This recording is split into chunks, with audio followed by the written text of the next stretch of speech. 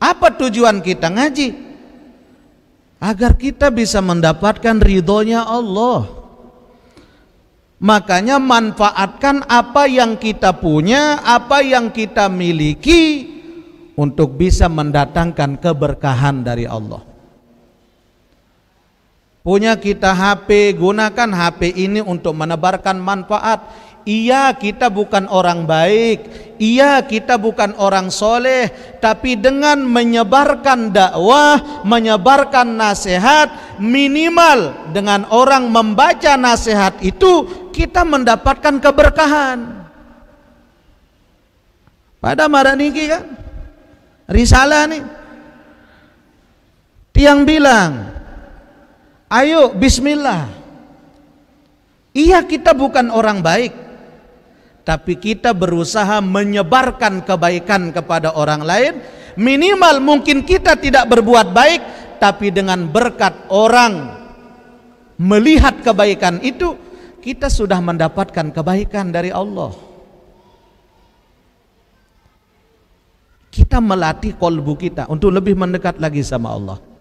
Jangan sampai masuk dalam satu hal yang menjadi kekhawatiran baginda Nabi sallallahu alaihi wasallam. Bismillahirrahmanirrahim.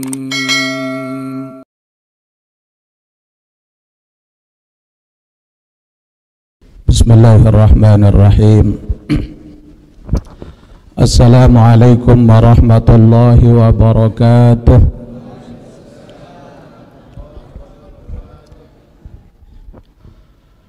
Alhamdulillahilladzi arsala rasulahu bil huda wa dinil haqq liyuzhirahu 'ala ad-dini kullihi wa kafa billahi shahida. Asyhadu an la ilaha illallah wahdahu la syarika lah wa asyhadu anna sayyidana Muhammadan abduhu wa rasuluhu alladzi la nabiyya ba'dah. Allahumma aghnina bil ilmi wa zayyinna bil hilmi wa akrimna bit taqwa wa jammilna bil afiyah. Amma ba'du. Hadratil mukarramin yang Tiang hormati dan muliakan, para tokoh agama, tokoh masyarakat, para asatiz wal ustazat yang sempat hadir pada malam hari ini, wabil khusus Bapak dan Ibu para jamaah musyayyi'in musyayyi'at hafizakumullah. Alhamdulillah wa syukrulillah, pada malam yang mulia ini kembali atas nikmat dan karunia dari Allah kita bisa hadir berkumpul dalam majelis ilmu yang merupakan warisan termulia dari baginda Rasulullah sallallahu alaihi wasallam. Mari kita awali dengan solawat kepada beliau. Sallallahu ala Muhammad sallallahu alaihi wasallam. Sallallahu ala Muhammad sallallahu alaihi wasallam. Ya Nabi salam alaika, ya Rasul salam alaika, ya Habibi salam alaika, salawatullah alaika. Anta syamsun anta badrun anta nurun fawqa nuri. Anta syamsun anta badrun anta nurun fawqa nuri. Anta iksiru wa anta misbahus suduri. Ya Nabi salam alaika, ya Rasul salam alaika, ya Habibi salam alaika, salawatullah alaika, sallallahu ala Muhammad, sallallahu alaihi wasallam, sallallahu ala Muhammad, sallallahu alaihi wasallam. Allahumma salli wa sallim wa barik alaihi. Alhamdulillah, pada malam ini kita lanjutkan kembali kajian kita masih di dalam kalam hikmah daripada Al-Imam Ahmad Ibnu Athaillah As-Sakandari pada pasal yang ke-12. Bismillahirrahmanirrahim. Ma nafa'al qalba syai'un mithlu uzlatin yadkhuluha maidani fikratin. Tidak ada sesuatu yang bermanfaat bagi kolbu seseorang selain daripada beruzlah kepada Allah, yaitu yadkhulu biha maidani fikratin, dengan memasukkan variabel dalam dirinya, yaitu melalui medan tafakkur kepada Allah. Kemarin kita sudah membahas tentang bagaimana lintasan-lintasan yang ada pada kolbu kita sehingga menjadikan kita semakin lama semakin jauh dari Allah.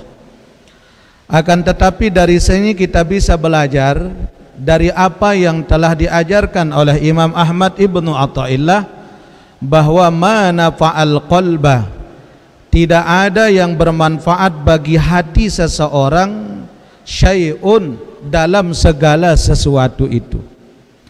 Kita ketahui Bapak Ibu, apa yang bermanfaat bagi zohir kita belum tentu bisa bermanfaat bagi batin kita. Dari segi zohir kita kaya, kita banyak uang, kita banyak harta, tapi belum tentu banyaknya harta zohir belum tentu menjamin ketenangan kita punya batin. Sila misal mungkin pelunggu sami mau hasil usaha 300 juta, kemudian 300 juta niki ompol ngentik telek dalam ima, kita taruh di bawah bantal waktu tidur, kira-kira mai endek penedam dah. 300 juta le bawa galang ini solah penedam dah. Ndek ini napin takutang tah maling. Ada kita punya uang, ada kita punya harta, ada kita punya kemewahan, tapi itu belum tentu bermanfaat bagi hati kita. Justru banyaknya lintasan-lintasan zohir inilah yang menjadikan hati kita semakin jauh dari Allah. Makanya orang-orang soleh, orang-orang yang dekat dengan Allah Subhanahu wa ta'ala, sedikit pun tidak pernah terlintas dalam kolbunya bagaimana untuk memiliki dunia. Tapi ternyata Allah berikan mereka dunia, Allah berikan mereka harta, Allah beri mereka kemewahan, Allah beri mereka kedudukan, padahal bukan itu yang dia inginkan. Tapi kenapa Allah berikan mereka? Karena Allah percaya kepada mereka. Kalau kita udah mendekat sama Allah, apalagi yang ada dalam genggaman Allah.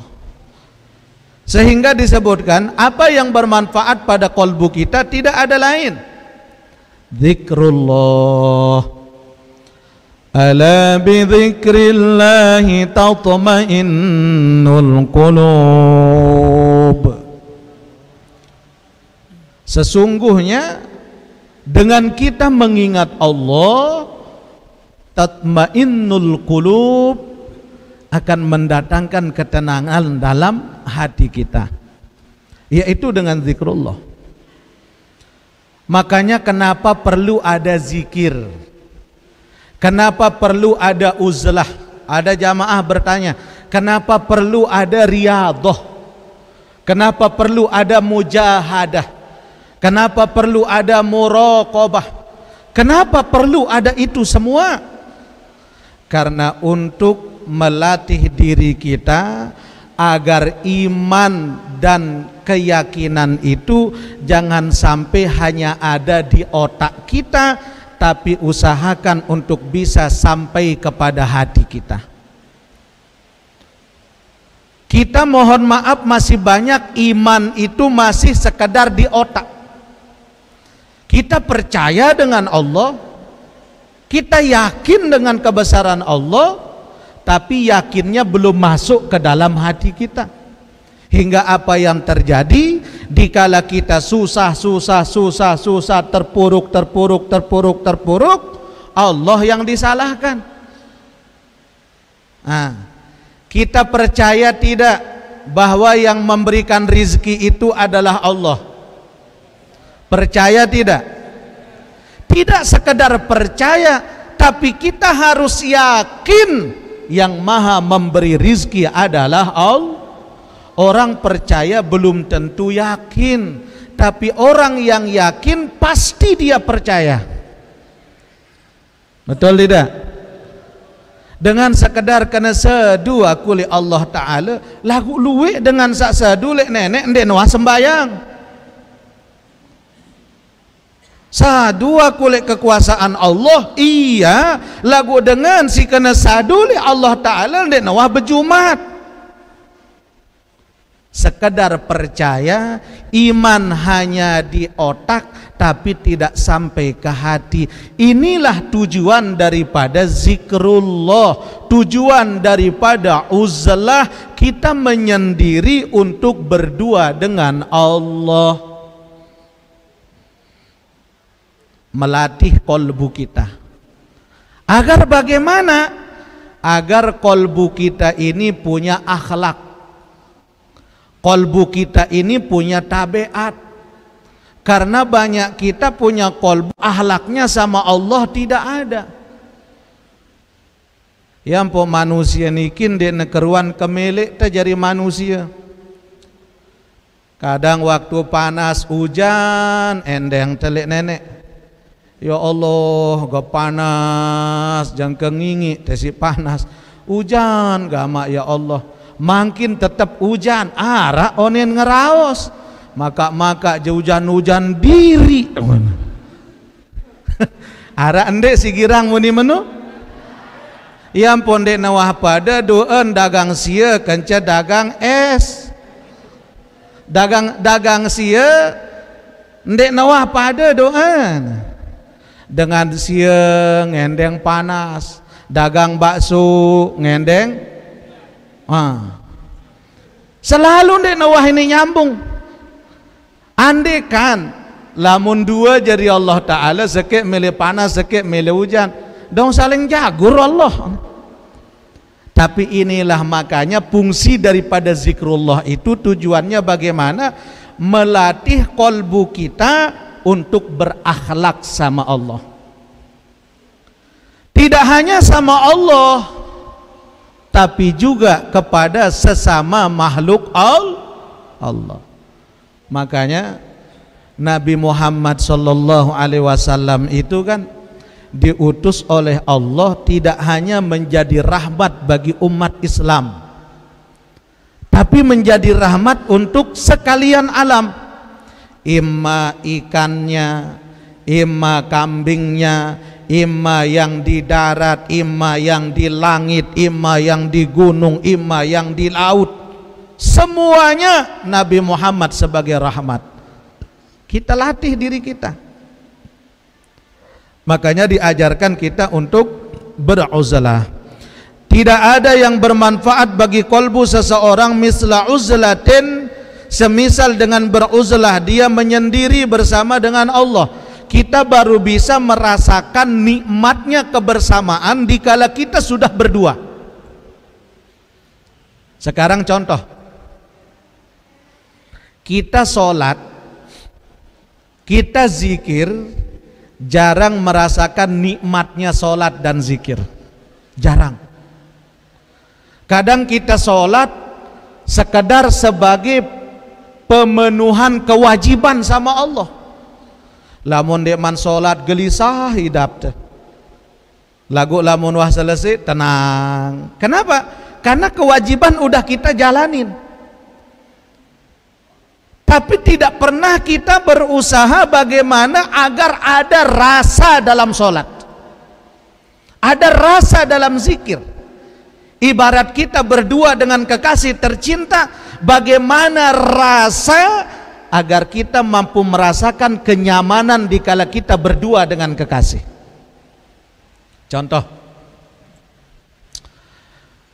kita tertarik dengan kisahnya Laila Majnun, antara Qais dengan Laila.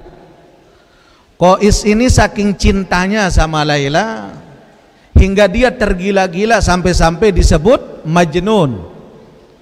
Dia gila karena cinta kepada perempuan yang bernama Laila. Dari sini kita belajar. Dalam satu waktu, Qais ini sudah lama merindukan untuk berjumpa dengan Laila. Denwah bedait. Akhirnya lewatlah seekor anjing yang datang dari rumahnya Laila. Anjing ini adalah anjing ia tak anyam isi orang tua Laila yang dipelihara sama orang tuanya. Maka datanglah anjing ini ke tempatnya Qais. Tetando basong niki si Qais. Masya Allah, onin Qais. Dendek ganggu basong tia kanak. Selapuk kanak si bekedek tebalak ganggu basong niki. Dendek ganggu basong ni kanak. Ya kembek si ngepe basong. Basong beraya kan. Tersebut. Iya tok lengin tengah nyam basong ngaran tersebut si dengan. Akhirnya apa kata Qais? Sudah sekian lama aku ingin melihat wajahnya Laila. Tapi mungkin dengan perantara anjing ini yang akan aku ikuti ke rumah Laila. Bisa jadi dengan sebab aku mengikuti anjing ini, Allah pertemukan aku dengan Laila. Akhirnya lampak basong niki diikuti oleh Qais dari belakang. Berlari anjing ini, berlarilah Qais. Akhirnya lewatlah anjing ini dari satu masjid. Bukan masuk ke dalam masjid, tapi lewatnya dari depan masjid. Udah begitu lewat dari depan masjid, ibarat masjid Al-Istiqomah niki. Wanta liwat leman julun masjid, liwat basong niki le samping masjid. Akhirnya orang-orang yang sholat tahu bahwa si Qais ini mengejar seekor anjing. Tepalik basong niki dikejar oleh Qais. Tidak lama dikejar, sampailah Qais kepada rumahnya Laila. Ternyata meskipun sampai ke rumah Laila, Qais tidak berjumpa dengan Laila. Akhirnya Qais berkata apa? Meskipun aku tidak berjumpa dengan Laila, tapi aku sudah bahagia. Tidak perlu aku mencium gambarnya Laila, tapi ini tembok-tembok rumahnya Laila, sehingga tembok Laila tercium isi Qais. Apa orang bilang? Oh Qais, ya ampun tersebut Majnun. Dia gila gara-gara cintanya pada Laila. Orang berkata apa? Wahai Qais, begitu majnunnya engkau, begitu gilanya engkau karena seorang wanita, kenapa temboknya yang kamu cium? Qais berkata apa? Jangan engkau tanyakan tentang masalah cinta kepada orang yang tidak mengerti tentang cinta. Sesungguhnya zahirnya yang aku cium adalah temboknya, tapi niatku adalah mencium orang yang punya tembok. Masya Allah. Arak bapak-bapak menun tanda midang. Joga ngaran. Akhirnya pulanglah ini Qais. Dikala Qais pulang, lewat lagi dari masjid itu, disetoplah si Qais sama orang yang sholat berjamaah. Wahai Qais, betapa teganya engkau. Kamu tahu kita sedang sholat berjamaah. Kenapa kamu berlari dari hadapan kami mengejar seekor anjing? Tidakkah tergerak hatimu untuk ikut berjamaah bersama kami? Apa kata Qais dengan tersenyum? Wahai kawan, demi Allah, sedikit pun aku tidak melihat kalian yang sedang sholat berjamaah, karena keinginanku untuk berjumpa dengan kekasihku. Itu yang aku fokuskan, mengejar seekor anjing untuk aku berjumpa dengan Laila kekasihku. Tapi yang aku herankan, kata Qais, kalian sedang berhubungan dengan yang maha kasih, kalian sedang berbicara dengan yang maha kasih, yaitu Allah. Kenapa kalian memandang aku padahal kalian sedang sholat berjamaah? Nah, ini jak kena disian. Aku kan mengejar seekor anjing. Iya, aku kejar anjing itu karena ingin berjumpa dengan kekasihku. Tapi yang aku herankan, si depada nyengken sembahyang, berhubungan dengan Allah, berbicara dengan Allah. Kenapa angen pelungguh nyengken sembahyang? Kenapa pikiranmu ke saya? Pada momot kan? Pada itu. Artinya apa? Disinilah kita belajar mahabbah kepada Allah melalui uzlah. Makanya orang-orang soleh mengajarkan kita, uzlah itu adalah berduanya seorang hamba bersama Tuhannya. Yang kedua, contoh sederhana. Jikalau seorang mendekat dengan kekasih, terasa nikmat rasanya. Waktu yang sedikit, waktu yang panjang terasa singkat. Dait lamun dengan bareng kence kekasih din milih rame-rame. Calon mentua liwat teparan beganggu, begang begeresik teparan beganggu. Yang penting dia hanya ingin berdua. Lalu temidang leman jam balu, sampai lek balen dengan nina midang pelungguh mulai berangkat lek ampenan, lek gatep, sampai pelungguh lek kebon rui. Jauh apa rapat? Rapat tidak lagi? Padahal jauh tapi terasa dekat. Sampai lek kebon rui tetemin isi berayan.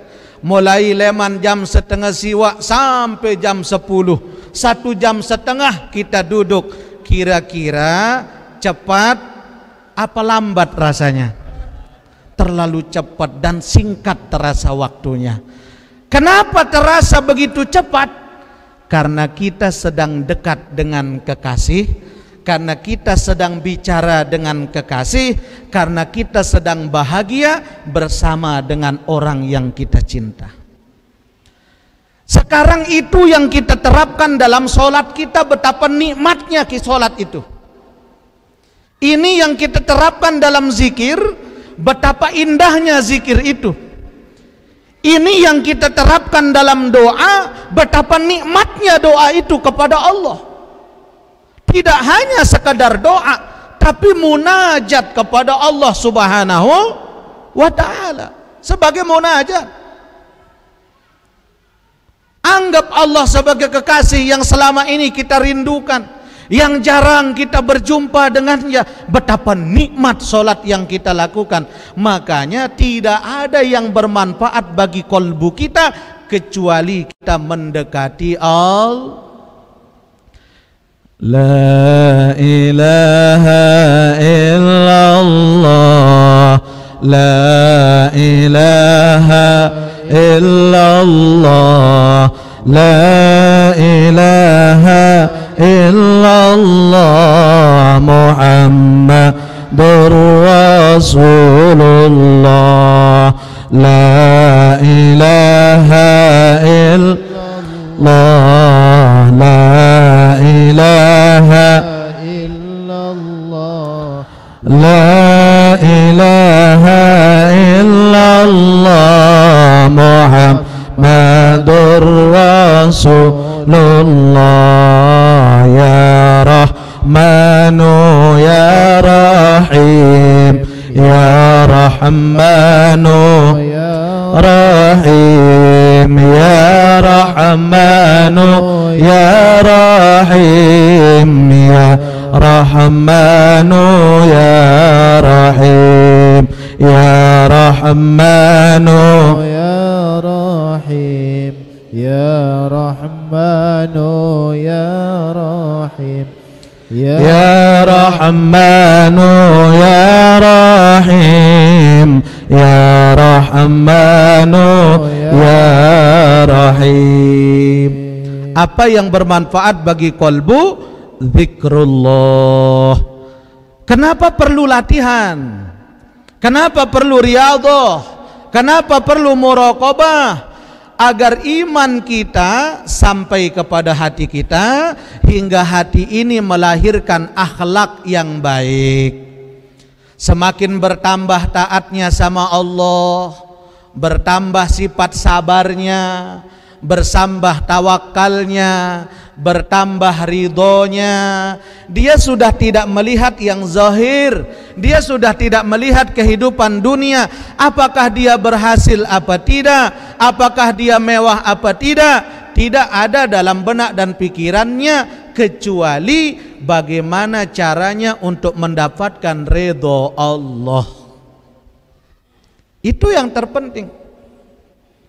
Kita nih ngaji, apa tujuan kita ngaji? Agar kita bisa mendapatkan ridhonya Allah. Makanya manfaatkan apa yang kita punya, apa yang kita miliki untuk bisa mendatangkan keberkahan dari Allah.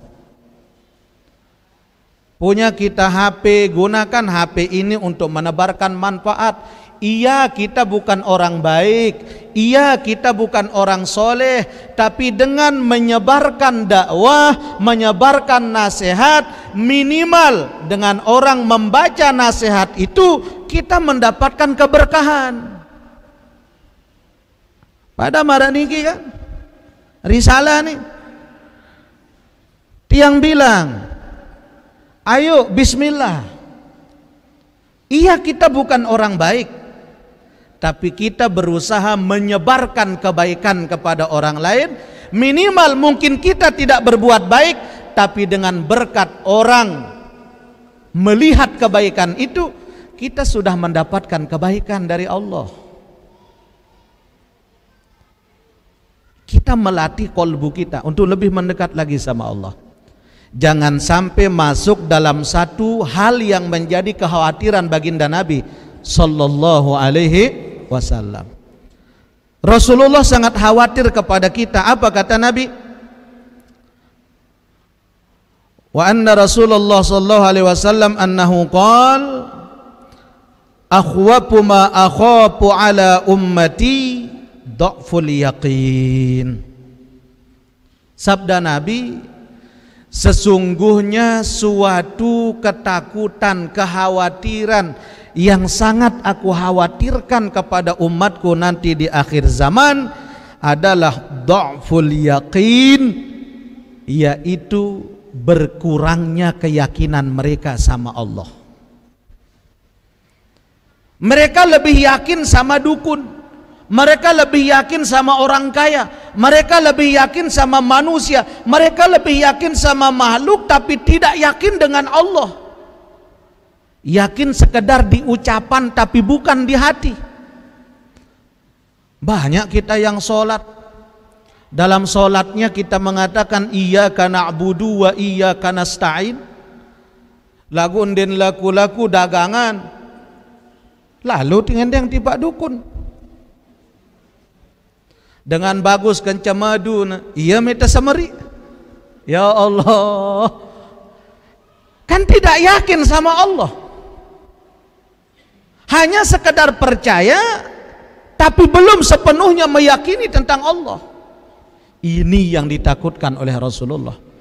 Kalau sudah dha'ful yakin pada diri seorang hamba, apa yang terjadi? Dha'ful iman, akan berkurang keimanannya kepada Allah. Seperti penjelasan beberapa waktu yang lalu, martabat iman kita belajar di Masjid Al-Amin. Arab pira? Arab pira? Telu apa empat? Mulai wah bingung nih. Arab empat, arab telu. Yo, pira jari ini. Pertama iman taklid, kedua iman ilmu yakin, ketiga iman imanu ainul yakin, keempat imanu hakul yakin, kelima imanu hakikatin, hakikat iman yang sesungguhnya. Orang yang sampai kepada imanu hakikatin, dia meyakini la na'budu illa iyyaka, tidak ada yang aku sembah kecuali engkau. La nasta'inu illa bika, tidak ada pertolongan pada diriku kecuali pertolongan dengan sebab engkau ya Allah. Ini keyakinan orang yang imanu hakikatin. Makanya kalau kita belajar matematika Bapak Ibu nggih, dulu kita belajar matematika ada garis vertikal, ada garis horizontal. Garis vertikal ini ilmu ma'rifatullah nih, yang tangganya hanya menuju ke atas, naiknya ke atas. Tapi ini masalahnya dikala kita berada pada garis yang horizontal, yang garisnya tegak lurus. Bagaimana bentuknya? Di pertengahan garis horizontal ini selalu ada sumbu nol. Betul tidak? Sumbu nol. Nih kita belajar matematika dulu nih. Tapi matematika ini adalah tauhid. Sekarang kita lihat. Ini garis tegak lurus, tengah-tengahnya sumbu nol. Dikala dia berjalan ke sumbu sebelah kanan, nilainya positif. Dikala dia berjalan ke sumbu sebelah kiri, maka nilainya negatif. Betul tidak? Nah, sekarang dikala ini berjalan dari sumbu nol berjalan ke arah kanan, nilainya positif. Berapa nilainya? 1, 2, 3, 4, 5 dan seterusnya. Tapi kalau berjalan ke sebelah kiri nilainya -1, -2, -3 dan seterusnya. Sekarang kita belajar. Artinya apa? Dikala seorang hamba ingin menjadi orang baik, menjadi orang soleh, menjadi orang benar, meskipun solehnya susah. Susah mungkin kita jadi orang soleh, mana-mana kita jadi orang benar, orang baik. Dia berjalan ke sumbu positif kanan, berapa nilainya? 1, 2, 3 dan seterusnya. Artinya apa? Jikalau orang berjalan ke arah kebaikan, nilainya positif dan ujungnya selalu positif sampai kapanpun. Contoh, kita ingin jadi orang baik, kita ikut zikir, ikut majelis, ikut solawatan, ikut ngaji, ikut berjamaah, maka minimal kita sudah berbuat baik dan orang mengenal kita sebagai orang baik. Dapat enggak kita ganjaran? Dapat. Allah siapkan kita pahala, nilainya positif. Nanti di ujung daripada garis itu Allah udah siapin apa terminal akhirnya adalah surga. Mudah jadi orang baik, tergantung kita istiqomah apa tidak. ngaji baik, minimal orang menyebut kita, oh dia aja alhamdulillah positif doang gawe, nah makin satu sudah. Dia ikut khataman Al-Quran, alhamdulillah timakna tawa masih tetap belajar ngaji, alhamdulillah dua sudah positifnya. Rajin ngaji tiap malam Sabtu, alhamdulillah tetap nak milu kajian, tiga sudah. Udah gitu ada balasan terminal akhir yang udah disiapkan sama Allah, apa? Surga. Tapi dikala orang berbuat salah, berjalan ke arah kiri, nilainya negatif, -1, -2, -3 dan seterusnya. Orang ingin korupsi, dia dapat hasil korupsi, dia mewah, tapi selalu ada minnya, dapat dosa. Lamun tedait isi dengan kena KPK, akhirnya penjara. Orang ingin mewah, menghalalkan segala cara, dia kerjakan kemewahan dengan segala cara, dia dapat kemewahan, tapi jalannya yang salah, ada minnya. Ingat dosa, mau jemau lagu berkah di arak.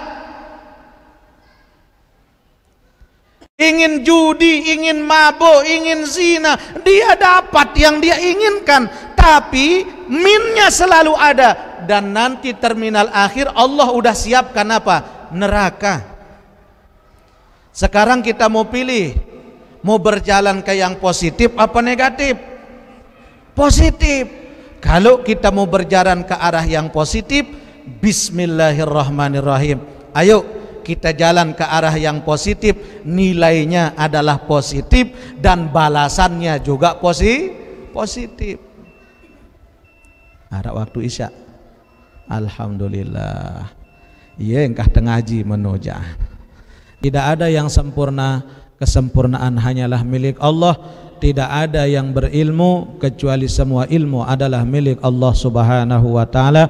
Mudah-mudahan Allah berikan kita ilmu yang bermanfaat, apa yang kita dapatkan bisa kita amalkan, dan mudah-mudahan kelak di dalam syurga kita bersama dengan baginda Rasulullah sallallahu alaihi wasallam. Amin ya rabbal alamin. Bisirril Fatihah. Bismillahirrahmanirrahim.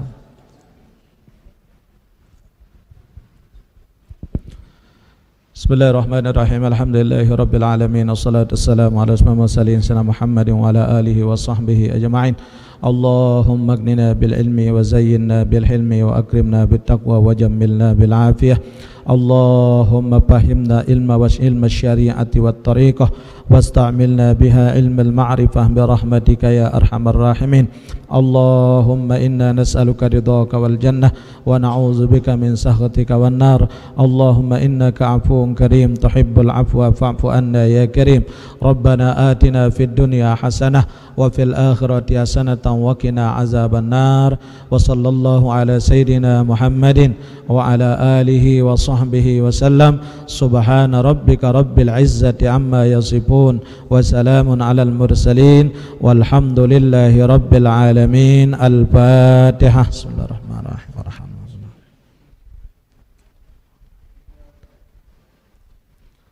Kurang lebihnya mohon dimaafkan. Jazakumullahu ahsanal jaza. Hadanallahu iyyakum ajma'in. Assalamualaikum warahmatullahi wabarakatuh.